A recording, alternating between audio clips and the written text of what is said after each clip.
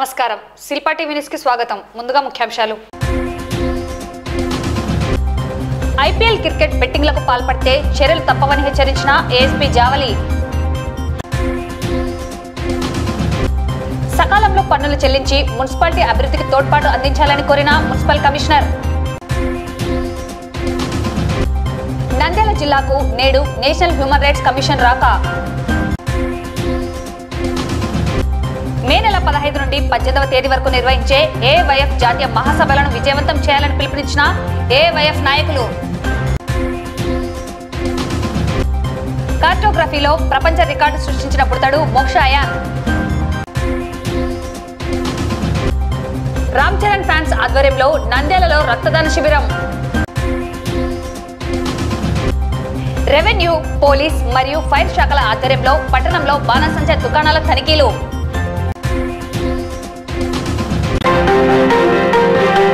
IPL cricket జరుగుతున్న నేపథ్యంలో కొందరు బెట్టింగ్లకు పాల్పడుతున్నట్లు సమాచారం ఉందని బెట్టింగ్లకు పాల్పడితే చట్టపరమైన చర్యలు తప్పవని ఏఎస్పీ జావలి హెచ్చరించారు. పోలీసుల నిఘా పెంచడం జరిగిందని బెట్టింగ్ల వల్ల ఆర్థికంగా తీవ్ర నష్టాలకు గురి అవుతున్నారని తల్లిదండ్రులు తమ పిల్లల పట్ల శ్రద్ధ వహించి వారు ఏం చేస్తున్నారో గమనించాలని సూచించారు. ఈ ఐపీఎల్ బెట్టింగ్స్ అనేవి జరుగుతున్నాయని సమాచారం. సో అందరూ చాలా చాలా జాగ్రత్తగా ఉండండి. ఇక్కడ మా టీమ్స్ అనేవి ఎప్పుడు నిఘా పెట్టుకొని ఎవరన్నా ఐపీఎల్ బెట్టింగ్ కి పాల్పడుతున్నారా ఇలాంటివి మాకు సమాచారం అనేది మేము సేకరిస్తూనే ఉంటాము.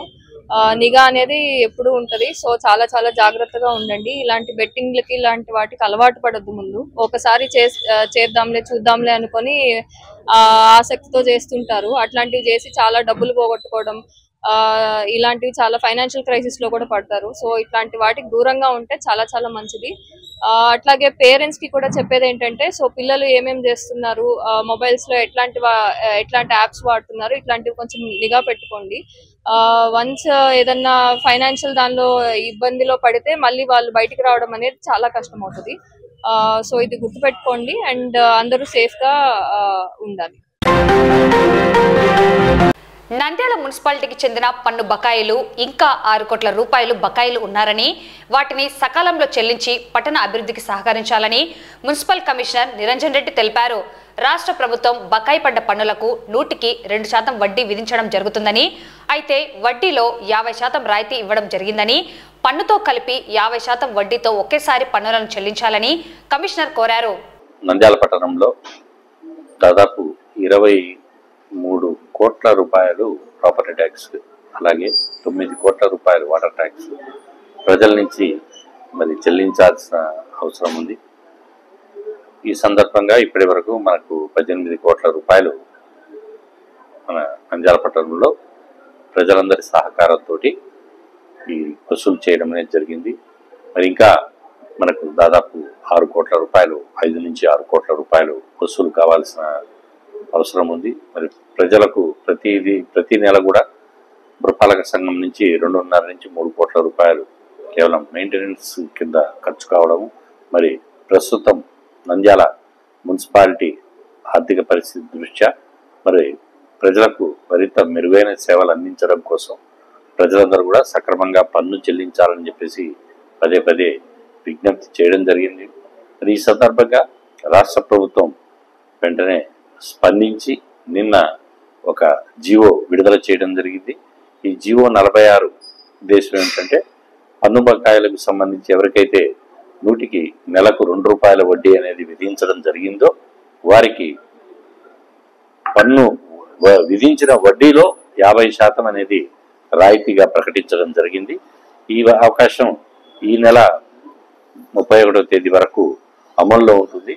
దీన్ని పూర్తిగా ఆన్లైన్లో చెల్లించిన వారికి కూడా ఈ వెసులుబాటు అవైల్ చేసుకోవచ్చు. అదేవిధంగా కొందరు పన్ను పూర్తిగా వడ్డీతో చెల్లించారు గతంలో, వారికి సంబంధించి వారు చెల్లించిన నిధులను కూడా రేపు రానున్న ఫైనాన్షియల్ ఇయర్లో వారికి విధించే పన్నులో నుంచి దీన్ని తగ్గించి వారికి పన్ను వసూలు చేయడం జరుగుతుందని చెప్పేసి రాష్ట్ర ప్రభుత్వం నిర్ణయం తీసుకుంది. కాబట్టి ప్రజలందరూ కూడా సహకరించి మన పట్టణాభివృద్ధి కోసం మీ వంతు సహకారంగా పురపాలక సంఘానికి చెల్లించాల్సిన పన్ను, నీటి పన్ను బకాయిలు అయితేనేమి, ఇంటి పన్ను బకాయిలు అయితేనేమి, ఖాళీ స్థలాల పన్ను బకాయిలు అయితేనేమి అన్ని కూడా వెంటనే చెల్లించి మన పట్టణాభివృద్ధికి తోడ్పడండి అని చెప్పేసి కోరుతున్నాను. నంద్యాల జిల్లా కేంద్రానికి national human rights commission doctor Pradeep Kumar Naik రావడం జరిగింది. వారి నేతృత్వంలో నంద్యాల జిల్లా వైద్య ఆరోగ్య శాఖ అధికారి doctor Venkataramana, DCHS doctor Zafrulla, కుష్ఠవ్యాధి నివారణ అధికారి, డిఆర్డీఏ, మున్సిపాలిటీ, విద్యాశాఖ తదితర లైన్ డిపార్ట్మెంట్ అధికారులతో బుధవారం డాక్టర్ సాగర్ అధ్యక్షతన సమావేశం నిర్వహించడం జరిగింది. ఈ సమావేశంలో కుష్ఠవ్యాధిగ్రస్తులకు ప్రభుత్వం నుండి వచ్చే పథకాల అమలు, మానవ హక్కుల ఉల్లంఘన జరిగిందా తదితర అంశాలపై సమీక్ష నిర్వహించడం జరిగింది.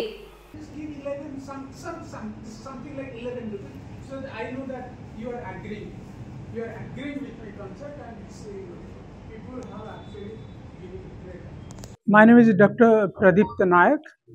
I work as National Monitor for the theme of leprosy in the National Human Rights Commission. This week I have been visiting Andhra Pradesh, especially the Rayalaseema region of Andhra Pradesh, and I have visited Kadapa and Annamaya. Today I am in Nandyala and I will be visiting Kurnool.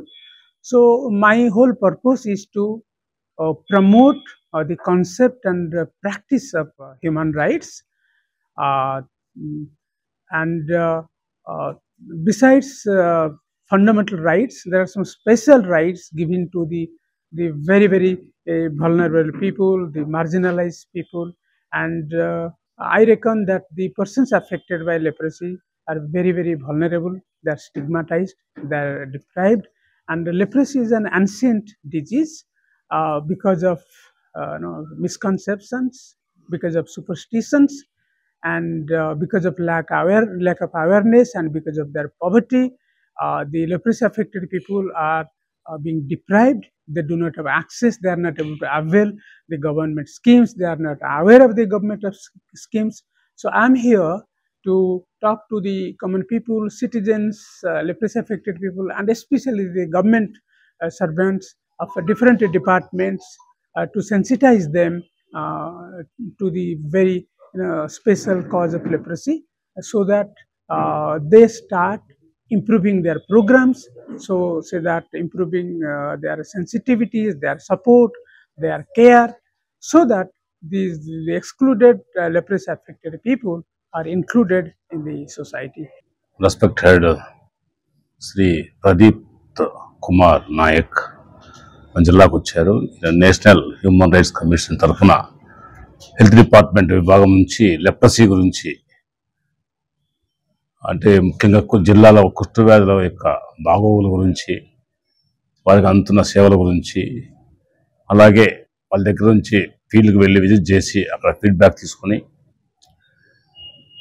ఈ human rights commission సంబంధించిన violation ఏమైనా జరుగుతున్నదా, వాళ్ళకి సేవలు అందిస్తున్నారా లేదా అనేది ఖచ్చితంగా మన జిల్లాలో అధ్యయనం చేయడానికి వచ్చారు. నిన్నంతా కూడా అన్నమయ్య డిస్ట్రిక్ట్ కడపని చూశారు. ఈరోజు నంద్యాల కర్నూలు చూస్తారు. పేరు డాక్టర్ దేవసాగర్ అండి, జాయింట్ డైరెక్టర్ ఎన్ఎల్యూపి స్టేట్ తరఫున వచ్చాను. మన ఆఫీసర్ గారితో, మానవ హక్కుల సంఘం ఆఫీసర్ గారితో కడప, అన్నమయ్య మరియు ప్రస్తుతం నంద్యాల జిల్లాకు రావడం జరిగింది.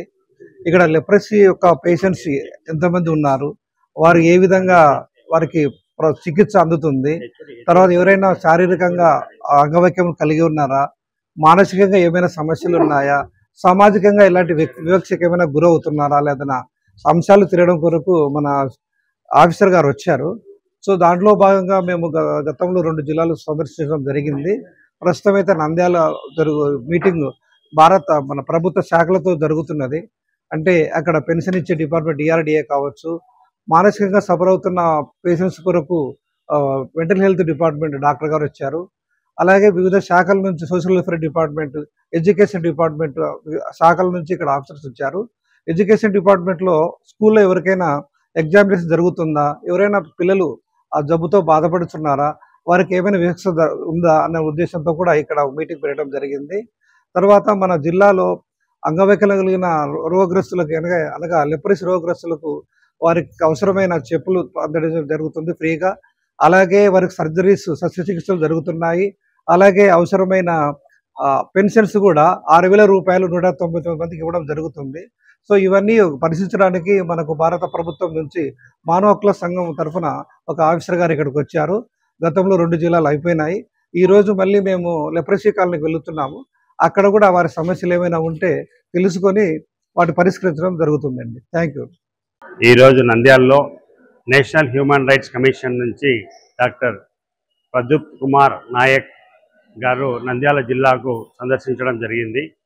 ఈ సందర్భంగా ఆయన ముఖ్యంగా కుష్ఠవ్యాధి రోగుల గురించి నంద్యాల జిల్లాలో ఏ విధమైనటువంటి ఇంప్లిమెంటేషన్ జరుగుతూ ఉంది, ప్రోగ్రాం కరెక్ట్గా సవ్యంగా సాగుతుందా లేదా, వాటిలో ఉన్నటువంటి కష్ట నష్టాలు ఏ విధంగా ఉన్నాయి, సాధక బాధకాలు ఏమైనా ఉన్నాయా, ప్రజలకు అందుతున్నటువంటి ఆ స్కీమ్స్ కరెక్ట్గా అందుతున్నాయా లేదా, వాళ్ళకు ఉన్నటువంటి ఆ హక్కులు ఏమైనా ఉల్లంఘన అవుతున్నాయా అనే దాని మీద డిఎంఎడ్హెచ్ఓ గారి ఆధ్వర్యంలో డిస్ట్రిక్ట్ లెప్రసీ ఆఫీసర్ మరియు other line departments like education, social welfare, DRDA and municipalities ఇటువంటి వాటితో స్టేట్ నుంచి జాయింట్ డైరెక్టర్ డాక్టర్ సాగర్ గారు కూడా ఇవాళ వచ్చారు.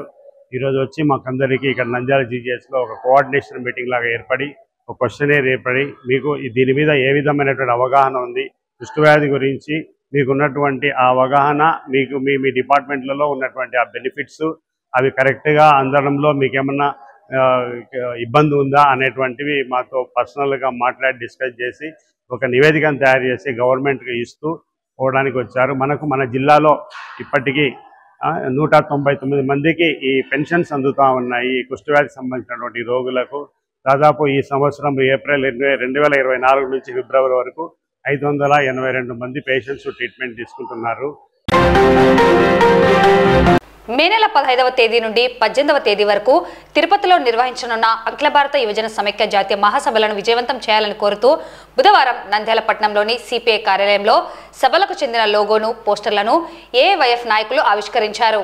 ఈ సందర్భంగా వారు మాట్లాడుతూ అఖిల భారత యువజన సమైక్య ఆధ్వర్యంలో తిరుపతిలో మే నెల 15 నుండి 18వ తేదీ వరకు జాతీయ స్థాయి మహాసభలను పెద్ద ఎత్తున నిర్వహిస్తున్నామన్నారు. ప్రపంచంలోనే యువతకు అత్యధిక ప్రాధాన్యతనిస్తున్న భారతదేశంలో యువతను ప్రభుత్వాలు పట్టించుకోవడం లేదని, కేంద్ర రాష్ట్ర ప్రభుత్వాలు ఉద్యోగాలను కల్పించే పరిస్థితి లేదన్నారు. కేంద్ర ప్రభుత్వం ప్రభుత్వ రంగ సంస్థలను ప్రైవేట్, కార్పొరేట్ సంస్థలకు దారదత్తం చేస్తున్నదని, ఇటువంటి సామాజిక రాజకీయ అంశాలపై ఈ సభలలో చర్చించడం జరుగుతుందని, యువత కొరకు భవిష్యత్తులో చేపట్టే కార్యాచరణ గురించి నాయకులు దిశానిర్దేశం చేస్తారని తెలిపారు. ఈ కార్యక్రమంలో ఏఐవైఎఫ్ రాష్ట్ర నాయకులు పాల్గొన్నారు.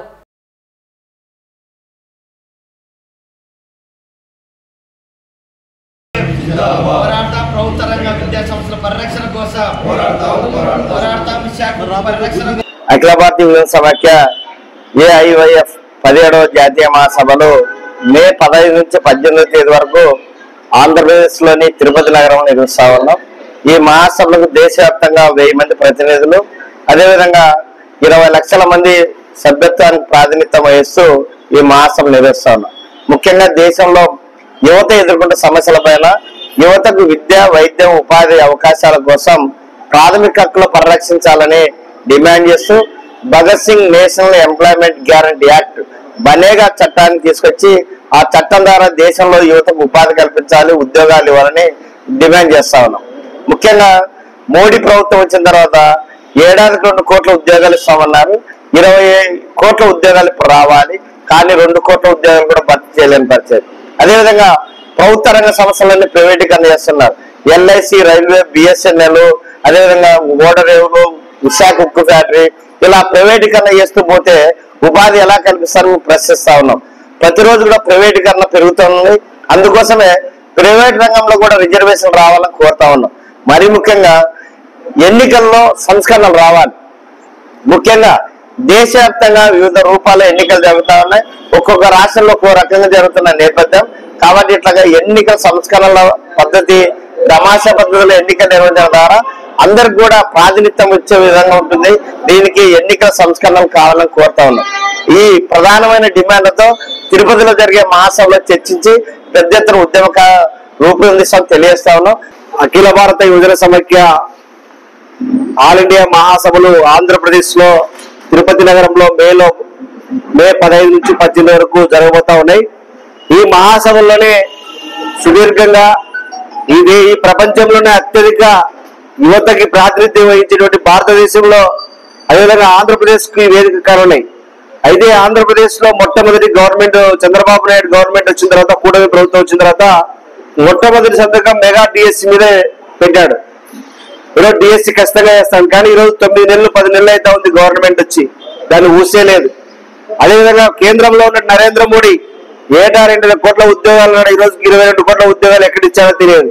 అదేవిధంగా ఈరోజు కొత్త సమస్య, ఈరోజు భారతదేశ ఎన్నికల వ్యవస్థని డీలిమిటేషన్ ద్వారా, ఈరోజు పునర్విభజన ద్వారా చేస్తామని చెప్తా ఉన్నారు. దీంట్లో పూర్తిగా సౌత్ ఇండియాకి అన్యాయం జరిగేటువంటి పరిస్థితి ఉంది.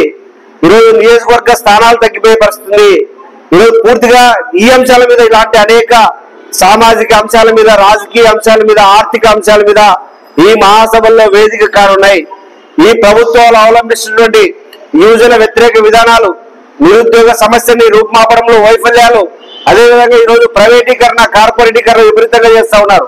ఈరోజు ప్రధానంగా 30 మందికి పైగా స్థానిక శాసనసభ్యులు ఉన్నటువంటి విశాఖ ఉక్కు ఆంధ్రులు అక్కడ నిరోధించి పోరాటం చేసేటువంటి విశాఖ ఉక్కు ఫ్యాక్టరీని ఈరోజు కార్పొరేట్ వాడికి దారదత్తం చేసేటువంటి పరిస్థితి ఉంది. అనేక రంగాలని ఈరోజు ఎల్ఐసి నుంచి బ్యాంకులు, అన్ని రంగాలు కూడా ఈరోజు అదానికి అందజేస్తా ఉన్నారు.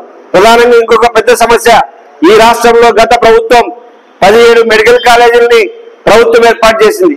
ఆ 17 మెడికల్ కాలేజీలను కూడా ఈరోజు నరేంద్ర మోడీ ప్రధాన అనుచరుడు, ఆయన భాగస్వామి అయినటువంటి అదానికి అప్పజెప్పడానికి చంద్రబాబు నాయుడు కుట్ర పడుతూ ఉన్నాడు. ఇలాంటి ఉద్యోగ ఉపాధి హక్కుల కోసం జరిగేటువంటి అఖిల భారత మహాసభల్ని విజయవంతం చేయాలని చెప్పేసి, యువత కూడా ఆ వైపున ప్రయాణం చేయాలని చెప్పేసి తెలియజేస్తా ఉన్నాం. ఏఐవైఎఫ్ జాతీయ మహాసభలను ఉద్దేశించి లోగో ఆవిష్కరణ కార్యక్రమాన్ని కూడా ఇక్కడ మన స్థానిక నంద్యాల సిబిఐ పార్టాక్స్ లో ఏర్పాటు చేయాలనే ఉద్దేశంతో ఇక్కడ ప్రెస్ మీట్ కూడా నిర్వహించడం జరుగుతుంది. అందులో భాగంగానే ఈ రోజు నిరుద్యోగ సమస్యల పైన, వీటి సమస్యల పైన మొత్తం కూడా తిరుపతిలో జరిగేటువంటి జాతీయ మహాసభలకు వేలాది మంది నిరుద్యోగులు కూడా, యువకులు కూడా తరలి రావాలని చెప్పేసి 15 నుంచి 18 వరకు జరిగేటువంటి కార్యక్రమాన్ని విజయవంతం చేసేదానికి ప్రతి ఒక్కరూ మనది అని భావించి ప్రతి ఒక్కరు ముందుకు వచ్చి పోరాటం చేయాలని చెప్పేసి కూడా తెలియజేస్తూ, నంద్యాలకు చెందిన 3 ఏళ్ల బుడతడు పట విజ్ఞానంలో ప్రపంచ రికార్డు సృష్టించాడు. నంద్యాల బాలాజీ కాంప్లెక్స్ కు చెందిన సేవల శివ స్వప్నికల 3 ఏళ్ల కుమారుడైన మోక్షయాన్ ఇటీవల హైదరాబాద్ లో నోబెల్ వరల్డ్ రికార్డ్స్ వారి సమక్షంలో భారతదేశ చిత్రపటాన్ని అన్ని రాష్ట్రాల పేర్లతో పాటు కేవలం 1 నిమిషం 55 సెకండ్లలో పూర్తి చేసి ఈ రికార్డును నెలకొల్పాడు. ఇంకో ఘనత ఏమంటే చిత్రపటంపై రాష్ట్రాల లేబుల్స్ కూడా లేకుండా గుర్తించి ఆశ్చర్యంలో ముంచెత్తాడు. ప్రపంచంలోనే ఇది వేగవంతమైన రికార్డని గుర్తిస్తూ నోబెల్ వరల్డ్ రికార్డ్ రిజిస్ట్రీ వారు ఈ బుడతడికి పతకాన్ని బహుకరించారు. కాగా ఇదే బుడతడు 2023వ సంవత్సరంలో కేవలం 7.5 వయసులోనే పజిల్ పరిష్కార విభాగంలో ఇండియా బుక్ ఆఫ్ వరల్డ్ రికార్డులో కూడా చోటు చేసుకున్నాడు. Hats off to మోక్షయాన్.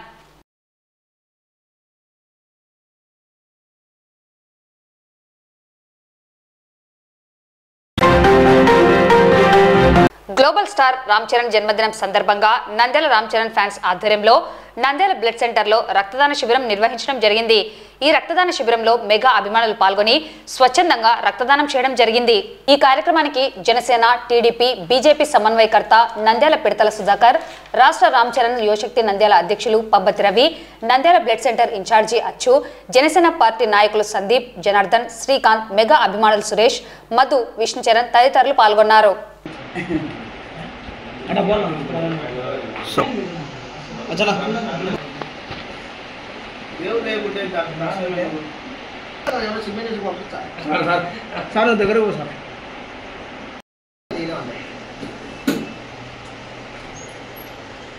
ఎవరికైనా పండగ అంటే హిందువులకు ఉగాది, క్రిస్మస్ ఉంటుందో అలాగే మెగా అభిమానులకు మా మెగా హీరోల పుట్టినరోజు అంటే ఆ విధంగా పండగ వారసత్వాలుగా జరుపుకుంటారు. అది ఏకైక వారసు జరుపుకునే ఒక సంస్కృతి ఒక మెగా అభిమానులకే ఉంది. మరి ముఖ్యంగా మేము తెలియజేస్తున్నది ఏంటంటే రక్తం అంటే ఇవ్వడానికి భయపడే రోజుల్లో ఒక చిరంజీవి గారు ఇచ్చిన ఒక పిలుపుకు కొన్ని లక్షల మంది ఈ రోజుకు ఒక 20 సంవత్సరాల నుంచి ఆ రక్తదానం అనేది నడుస్తూ ఉంది.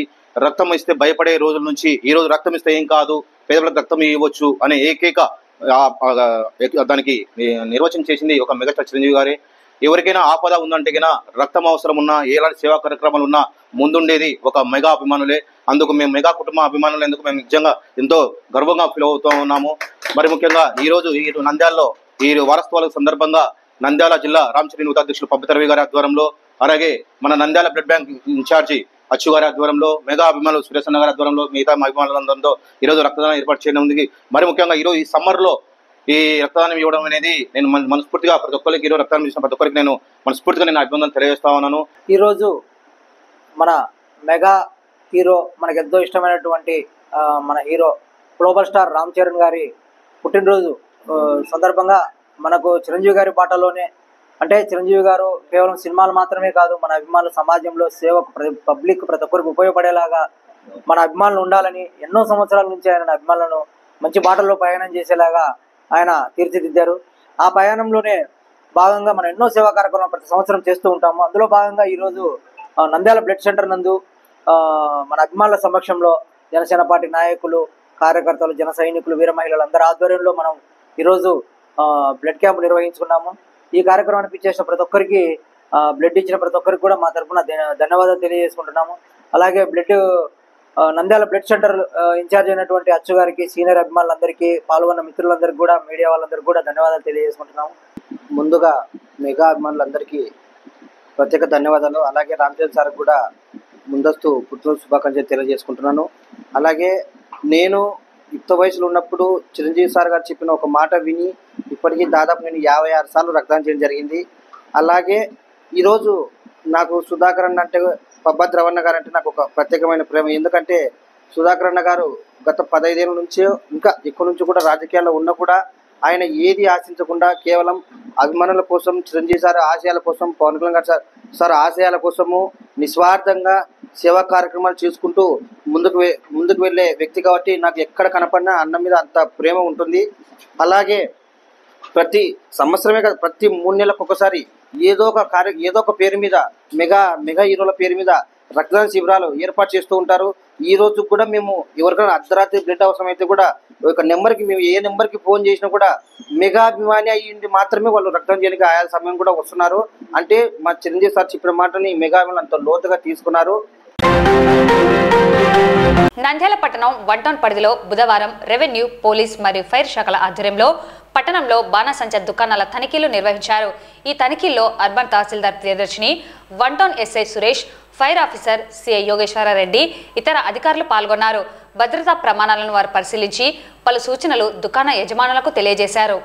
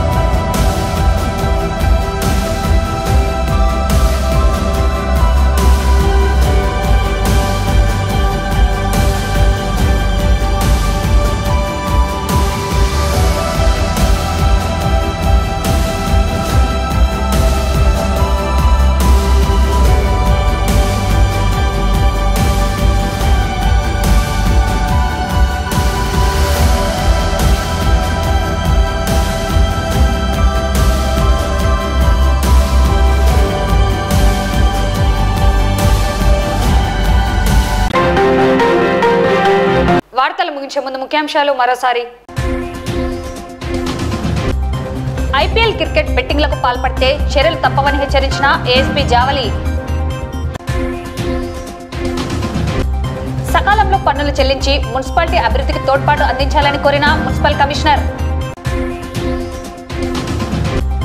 నంద్యాల జిల్లాకు నేడు నేషనల్ హ్యూమన్ రైట్స్ కమిషన్ రాక. మే నెల 15 నుండి 18వ తేదీ వరకు నిర్వహించే ఏఐవైఎఫ్ జాతీయ మహాసభలను విజయవంతం చేయాలని పిలుపునిచ్చిన ఏఐవైఎఫ్ నాయకులు. కార్టోగ్రఫీలో ప్రపంచ రికార్డు సృష్టించిన పుడతాడు మోక్ష అయాన్. రామ్ చరణ్ ఫ్యాన్స్ ఆధ్వర్యంలో నంద్యాలలో రక్తదాన శిబిరం. రెవెన్యూ, పోలీస్ మరియు ఫైర్ శాఖల ఆధ్వర్యంలో పట్టణంలో బాణసంచా దుకాణాల తనిఖీలు. ఈ వార్తలు ఇంతటితో సమాప్తం. నమస్కారం.